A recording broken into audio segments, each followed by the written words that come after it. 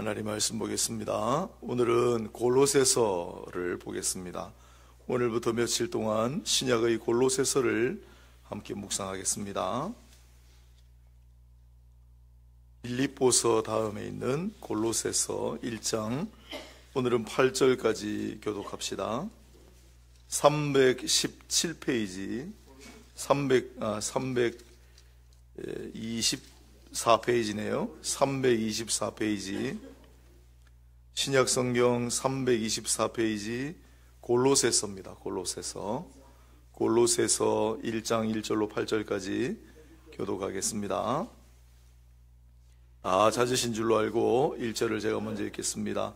하나님의 뜻으로 말미암아 그리스도 예수의 사도된 바울과 형제 디모데는 골로새에 있는 성도들 곧 그리스도 안에서 신실한 형제들에게 편지하노니 우리 아버지 하나님으로부터 은혜와 평강이 너희에게 있을지어다. 우리가 너희를 위하여 기도할 때마다 하나님 곧 우리 주 예수 그리스도의 아버지께 감사하노라. 이는 그리스도 예수 안에 너희의 믿음과 모든 성도에 대한 사랑을 들었으며 너희를 위하여 하늘에 쌓아둔 소망으로 말미암음이니 곧 너희가 전에 복음 진리의 말씀을 들은 것이라. 이 복음이 이미 너희에게 이르매 너희가 듣고 참으로 하나님의 은혜를 깨달은 날부터 너희 중에서와 같이 또한 온 천하에서도 열매를 맺어 자라는도다. 이와 같이 우리와 함께 종된 사랑하는 에바브라에게 너희가 배웠나니 그는 너희를 위한 그리스도의 신실한 일꾼이요 성령 안에서 너희 사랑을 우리에게 알린 자니라. 아멘.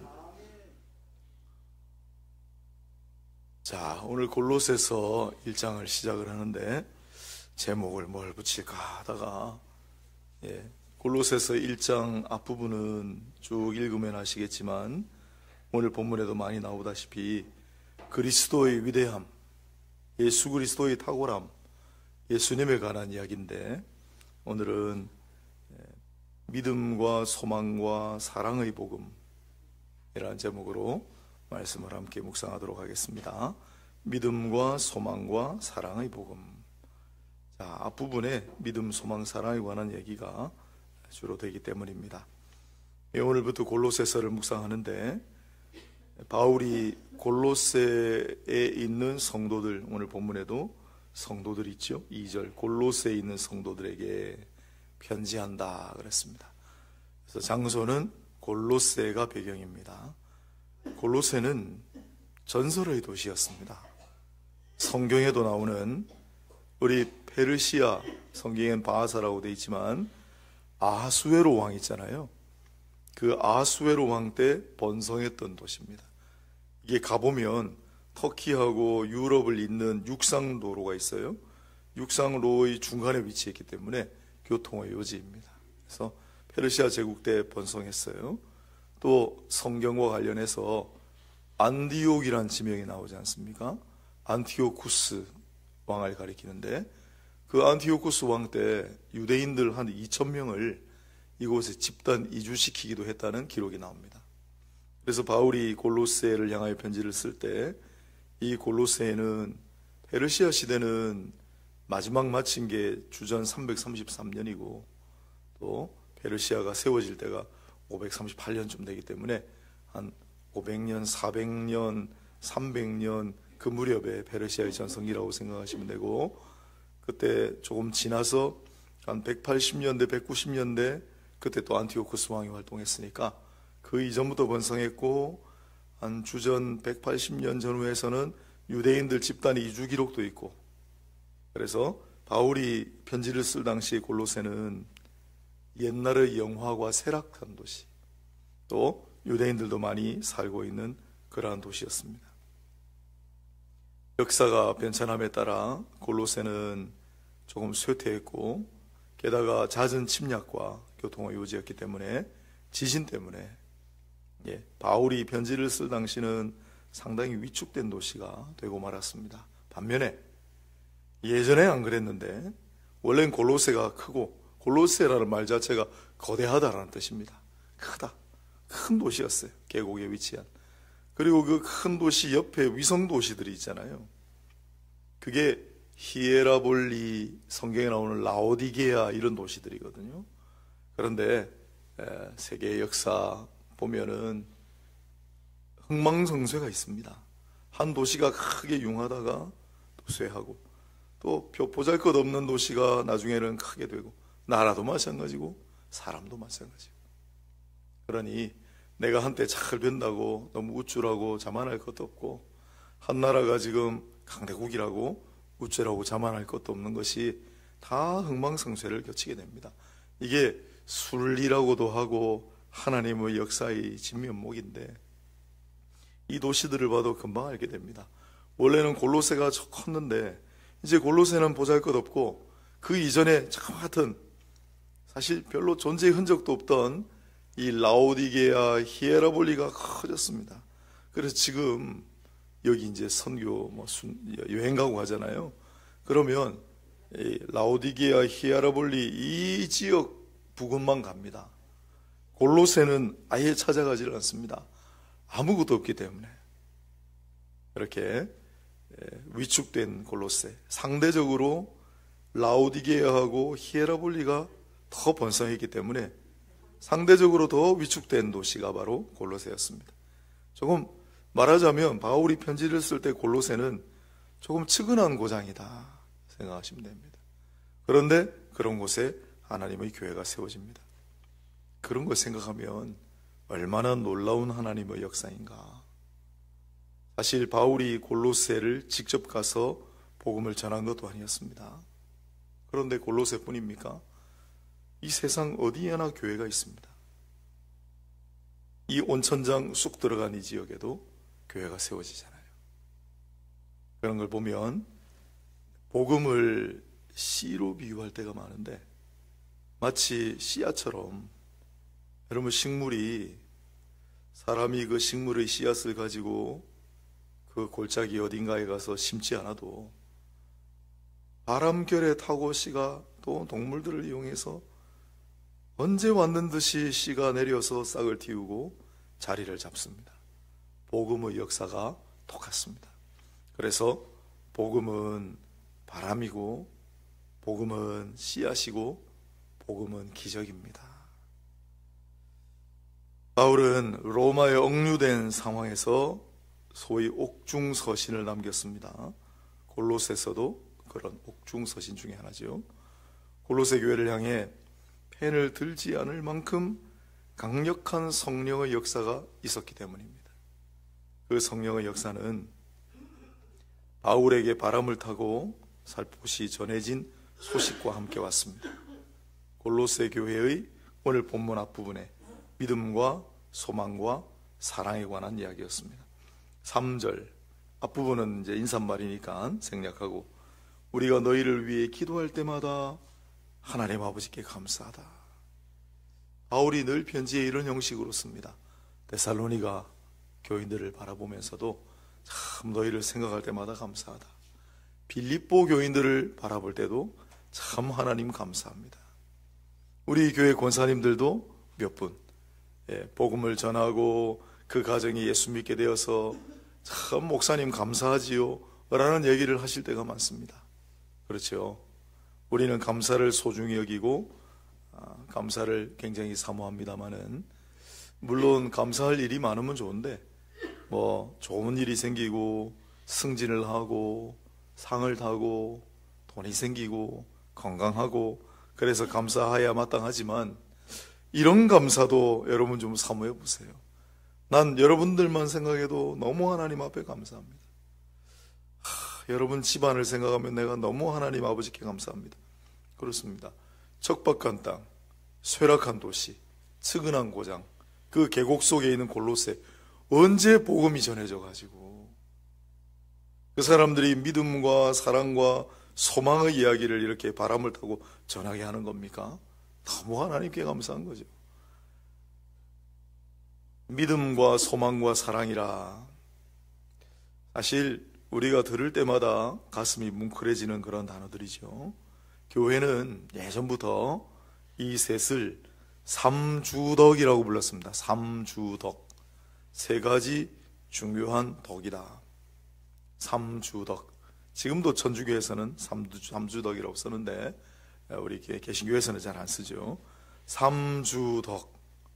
여기 덕이라고 하는 말은 도덕적인 덕성을 가리키는 동시에 이 덕이란 말이 원래는 능력을 뜻합니다. 도덕이, 윤리, 덕성이 곧 능력이다라는 이 공식을 잘 기억하셔야 됩니다. 그래서 덕성은 능력입니다. 그래서 삼주덕이라고 불렀습니다. 여기에 교회가 갖추어야 할 믿음과 소망과 사랑은 교회의 덕성이면서 동시에 능력입니다. 생각해 보십시오. 다른 거 없고 교회가 돈이 많고 자산이 늘어나고 성도 수가 불어나고 그래서 능력이 있는 게 아닙니다. 교회에 믿음과 소망과 사랑이라고 하는 이 덕성들이 가득할 때 교회는 능력이 있는 겁니다. 항상 그래왔습니다. 이 중에 믿음이란 무엇인지 한번 생각해 보겠습니다. 믿음과 소망과 사랑의 관계를 잘 밝혀주는 것은 데살로니가서입니다. 데살로니가서도 앞에 1장을 보면 바울이 그런 식으로 얘기를 합니다. 데살로니가 성도 여러분을 생각할 때마다 내가 참 기가 막힙니다. 좋은 의미로. 왜냐하면 데살로니가는 거의 처음으로 복음을 전한 유럽의 도시인데 거기서 바울은 핍박도 많이 받았고 특히 데살로니가 사람들은 끈덕진 면이 있어가지고 하나님의 말씀으로 받는 사람들이 있었는가 하면 끝까지 바울을 추격해서 죽이려고 추격해오는 사람들이 있던 것도 데살로니가예요. 그런데 그 데살로니가 교회가 세워졌죠. 그리고 전해져 오는 소식이 데살로니가 교회 성도들의 믿음의 역사와 사랑의 수고와 소망의 인내를 내가 들었노라. 그래 너무 감사하다. 기가 막힌 일이에요. 데살로니가 교회 성도들이 보여줬던 믿음의 역사와 사랑의 수고와 소망의 인내가 다 소문이 난 거예요. 그게 똑같습니다. 믿음의 역사. 믿음은 필요한 것입니다. 삼주덕 가운데 필요 조건에 해당합니다. 믿음이 없이는 아무것도 일어나지 않습니다. 예수 그리스도를 믿는 믿음이 아니면 무슨 역사가 있겠습니까? 동시에 믿음은 역사, 하나님께서 강력하게 역사하시는 바탕이 되는 것도 믿음입니다. 우리의 믿음이 세상을 이기느니라 그랬잖아요. 믿음의 역사, 사랑의 수고라고 했습니다. 사랑의 수고, 소망의 인내. 소망은 시간이라고 하는 한계를 초월해서 믿음을 영원까지 이어주는 끈과 같은 겁니다. 소망. 그런데 여러분, 믿음도 소망도 그런 얘기를 해요. 어떤 분들이 저는 100% 동의하진 않습니다만 천국에 가면 믿음하고 소망은 별로 필요 없다. 예. 왜냐하면 천국에서는 하나님 아버지와 함께 할 것이고 예수 그리스도와 함께 할 것이고 또 그래서 믿음과 소망이 천국에서는 별 필요 없을 것이다. 그래 얘기합니다. 100% 제가 동의하는 건 아닙니다. 하지만 사랑은 천국에서도 여전히 하다. 사랑은 영원한 거예요. 그래서 믿음과 소망과 사랑 중에 제일은 사랑이라 그러고 있는 거예요. 오늘 본문에도 믿음이 나오고 소망이 나오고 사랑이 나오지만 사랑이 제일 많습니다. 4절 성도에 대한 사랑을 들었으며, 그죠? 7절 이와 같이 우리와 함께 종된 사랑하는 에바브라에게, 8절 성령 안에서 너희 사랑을 우리에게 알린 자니라. 사랑의 수고라고 그랬습니다. 사랑의 수고 어떻습니까? 우리가 예수님을 사랑한다는 것은 무엇입니까? 주님이 우리를 사랑하신다는 건 뭐죠? 감정만인가요? 주님의 우리를 향한 사랑의 정점은 십자가에서 당신의 몸을 희생하신 것입니다. 그러니 우리의 사랑의 수고도 그러한 측면이 있는 거죠. 그렇게까지 구체적으로 희생하고 헌신하는 적극적인 동작을 염두에 두지 아니하더라도 남을 향한 배려, 안심, 존중. 내 것이 중요하면 다른 사람 것도 중요한 겁니다. 그렇죠? 내 평안이 중요하면 다른 사람의 평안도 중요한 겁니다. 타인을 향한 관심과 배려와 존중, 소극적인 차원이지만 무언가 적극적으로 나서서 일을 하고 내가 구체적으로 희생하고 헌신하지 않더라도 그게 사랑의 수고고, 그래서 사랑은 제일이고 사랑은 영원하다 그랬습니다. 이게 바로 믿음과 소망과 사랑의 복음입니다. 우리 가운데도 다시 한번 이런 믿음과 소망과 사랑의 본질적인 독성들이 또한 충만하기를 소망하는 마음입니다. 앞서도 언급했다시피 복음이란 마치 바람결에 날아와서 어디선가 자라나는 씨와 같습니다. 절벽을 보면 절벽 그 가파른 낭떠러지 중간에도 꽃이 펴요. 거기는 누가 가서 씨를 심었을까요? 신기하지 않습니까? 복음이 그와 같다는 거예요. 복음은 바람결에 날아와서 어디선가 자라는 씨와 같습니다. 험준한 계곡 가운데 자리 잡았던 골로새에도 복음이 찾아와서 싹을 틔우고 꽃을 피우고 열매를 맺었습니다. 그게 오늘 6절에 있는 말씀이죠. 복음이 이미 너희에게 이르매 너희가 듣고 참으로 하나님의 은혜를 깨달은 날부터 너희 중에서와 같이 온 천하에서도 열매를 맺어 자라는도다. 이 한 구절만 깊이 묵상해도 오늘 하루를 묵상할 수 있을 것 같은데, 여러분 나중에 집에 가서 한번 꼼꼼히 묵상해 보시기 바랍니다. 시간 관계상 다 못하겠습니다만은 복음이 이미 너희에게 이르매, 이 구절만 들어도 얼마나 가슴이 저릿합니까? 복음이 이미 너희에게 이르매, 여러 가지 각도로 말할 수 있습니다. 복음이 너희에게 이르매, 복음이 나 같은 자에게도 이르렀습니다.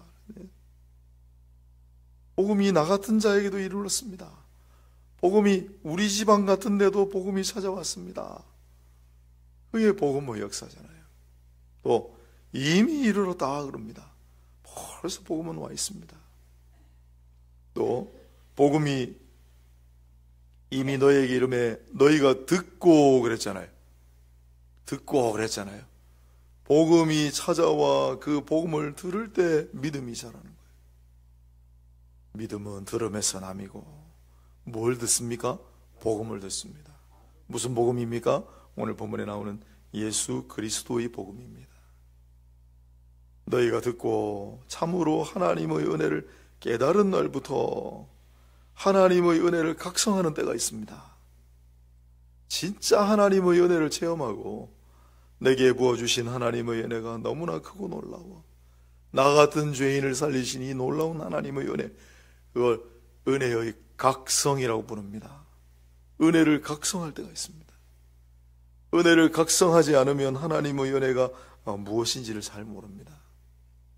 우리 이제 아이들이 어릴 때 신앙생활을 잘하고 주일학교를 잘 다녔는데 부모님들이 또 우리 많은 성도님들이 자주 대화하는 중에, 우리 애가 옛날에는 교회를 잘 다녔는데 주일학교까지 열심히 했는데 청년부 회장도 했는데 괜찮습니다. 언젠가는 다 돌아옵니다. 그게 토양이 돼서 다 돌아옵니다. 걱정하지 마세요. 저도 돌아왔잖아요. 그런데 어느 순간이 되면 이 아이들이 자라서 은혜를 각성할 때가 와요. 그 전까지는 아무리 하나님 은혜를 많이 이야기해주고 하나님의 은혜에 관한 찬양을 아무리 많이 부르고 심지어 그 찬양을 부르면서 눈물을 줄줄 흘려도 그 하나님의 은혜를 각성하기 전까지는 진짜 하나님 은혜가 뭔지를 잘 모릅니다. 그 은혜를 각성해야만 은혜의 복음이 무엇이고 하나님의 소망의 역사가 무엇인지를 알게 됩니다. 그래서 하나님의 은혜를 깨달은 날부터 너희 중에서와 같이 또한 온 천하에서도 열매를 맺어 자라나도다 그랬잖아요. 복음은 바람을 타고 날아오는 것처럼 임합니다. 아무도 막을 수 없고 어디로든지 갈 수 있다는 뜻도 됩니다. 복음은 하나님의 은혜를 깨닫는 순간, 각성하기 시작하는 순간부터 막 자라기 시작합니다. 누구도 그 자라는 것을 막을 수가 없습니다. 그래서 은혜는 복음의 모판이고 배양기라고 부릅니다. 그래서 복음은 자라는 속성이 있습니다. 마침내 열매를 맺습니다. 이와 같은 복음의 속성이, 복음의 역사가 우리 가운데도 똑같이 일어나기를, 우리의 다음 세대들, 우리의 자녀들 가운데도 똑같이 일어나기를, 아니 오늘 이 자리에 앉아 계신 모든 우리 한 분 한 분의 때로는 헛헛한 마음 벌판에도 동일한 복음의 역사가 일어나기를 주님의 이름으로 축복합니다. 하나님께서 행하시는데 사람을 이용하세요. 그래서 오늘은 믿음과 소망과 사랑이 출중했던 인물 에바브라라고 하는 사람을 등장시킵니다. 7절을 보겠습니다. 이와 같이 우리와 함께 종된 사랑하는 에바브라에게 너희가 배웠나니 그는 너희를 위한 그리스도의 신실한 일꾼이요 성령 안에서 너희 사랑을 우리에게 알린 자니라 그랬습니다. 사실상 골로새 교회의 복음을 들고 가서 전한 인물이라고 추정을 합니다. 이 에바브라라고 하는 사람은 어떤 인물일까요? 성경에 특히 골로새 에바브라가 많이 등장하는데 골로새 사람이라고 되어 있습니다. 4장 12절에 어디서 복음을 들었을까? 바울이 에베소에서 두란노 서원을 세워 2년간 가르쳤을 때 그때 와서 복음을 들은 사람 중에 하나라고 추정을 하고 있습니다. 또한 함께 된 종 사랑하는 에바브라라고 하는 것으로 보아 이 사도 바울의 함께 된 종이라고 했으니까 신실한 동역자로 함께 사역했다라는 사실을 알게 되고, 또한 나중에 가면은 라오디게아에 있는 자들과 히에라볼리에 있는 자들을 위하여 많이 수고하였다라고 증언하는 기록도 4장 12절로 13절에 있습니다. 서두에 말씀드린 바와 같이 골로새는 위축됐는데 라오디게아하고 히에라볼리는 막 번성했거든요. 약품 산업도 발달하고 온천 산업도 발달하고, 그러나 그곳은 동시에 부패하고 타락함이 만연한 곳이었고, 이 쇠락한 도시 골로새에 전해진 복음이 에바브라를 통해 히에라볼리와 라오디게아도 전해졌어. 그 어둠의 땅들이 빛의 땅으로 변화시키는 하나님의 역사에 에바브라가 사용되었다, 그렇게 되어 있습니다. 뿐만 아니라 빌레몬서 1장 23절을 보면 어떻게 된 일인지 모르는데 나와 함께 갇힌 자라고 에바브라를 소개합니다. 끝까지 바울과 함께하고 바울과 함께 갇힌 자가 되었다. 에바브라가 어떻게 해서 복음을 받아들이게 되고 어떻게 개종을 했는지는 아무도 모릅니다. 하지만 추정컨대 에바브라가 에베소에 가서 만약 말씀을 받았다면 그는 골로새 양모 산업이 발달했거든요. 쇠락한 도시이긴 했지만 오랜 전통이 있으니까 골로새 산업 중에 하나를 조금 부유하게 경영하는 부자였다라고 보통 봅니다. 그가 출장 사업관계상 에베소를 가서 뜻하지 않게 거기서 바울이 전하는 복음을 듣고 회심해요. 하나님의 은혜를 각성해요. 믿음과 소망과 사랑의 사람이 돼요. 그래서 돌아와서 골로새의 복음을 전하고 히에라볼리의 복음을 전하고 라오디게아의 복음을 전하고 마지막 순간까지 바울과 함께 갇힌 자가 되는 그러한 인물이 되었던 것입니다. 우리에게도 믿음과 소망과 사랑의 복음이 이미 전해졌습니다. 더 우리 안에 이 믿음과 소망과 사랑의 독성이 자리 잡아서 도덕적으로 우월할 뿐만 아니라 아름다운 열매를 풍성하게 맺을 뿐만 아니라 능력이 되시기를 바랍니다. 복음을 전하는 자의 아름다운 발들이 다 되시기를 바랍니다. 그래서 우리가 주님의 바람이 되어 어디로든지 복음의 씨를 뿌리고, 그래서 그 씨가 싹을 틔우고 꽃을 피우고 열매를 맺어 자라는 모습을 우리의 눈으로 친히 목격하고, 그런 의미에서 하나님께 감사하는 일들이 많이 생겨나기를 바랍니다. 이 교회가 믿음과 소망과 사랑으로 다시 한번 충만해지기를 바라고, 한국교회가 믿음과 소망과 사랑으로 충만해지기를 바라고, 그래서 교회가 힘이 되고 능력이 되고 하나님의 영광이 될 수 있기를 소원합니다. 기도하겠습니다. 하나님 아버지, 골로새 교회에 전한 소식을 오늘 새벽에 잠시 함께 나누었습니다. 믿음과 소망과 사랑의 복음을 우리가 다시 한번 잘 생각하게 하시고 예수 그리스도의 복음 안에서 믿음과 소망과 사랑이 우리 가운데 다시 한번 새롭게 자리 잡게 하시고 그것이 우리의 능력이 되게 하시고 하나님께 영광이 되게 하여 주옵소서. 우리 주 예수님 거룩하신 이름으로 감사하며 기도 올리옵나이다. 아멘.